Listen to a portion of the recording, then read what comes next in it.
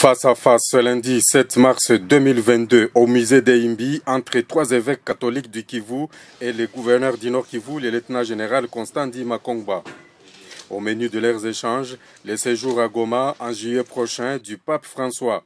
Selon l'archevêque de Bukavu, Monseigneur François-Xavier Maroy, le Saint-Père viendra ici au Nord Kivu pour, entre autres, réconforter la population longtemps meurtrie et victime d'incessantes atrocités. Le pape François priera avec les fidèles pour la réconciliation du peuple avec Dieu. Le pape vient comme père de grande famille.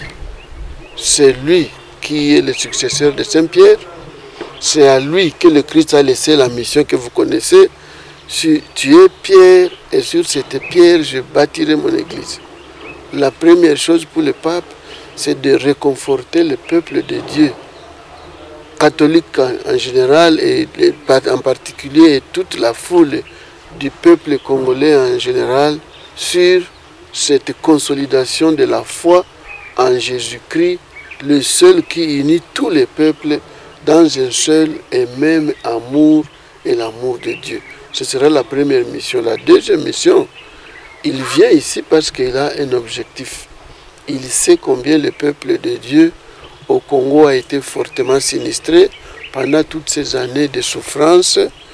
Le pape vient nous réconforter, prier avec nous pour qu'avec lui, nous présentions aussi notre prière à Dieu avec le souci qu'il nous bâtira un Congo où il fait beau vivre.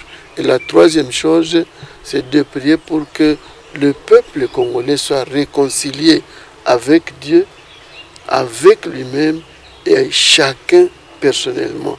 Je crois qu'avec ça, il va toucher nos cœurs et nos cœurs vont comprendre que nous n'avons aucun intérêt à vivre les confrontations inutiles, les conflits inutiles, mais nous devons bâtir un seul peuple, peuple de Dieu au vrai sens du mot. Signalons qu'outre Monseigneur Maroy, l'archevêque de Bukavu, la délégation était composée des évêques de Goma, Willy Ngumbi, et de Butembo, Melkisedek Sikuli, ainsi que leurs vicaires généraux respectifs.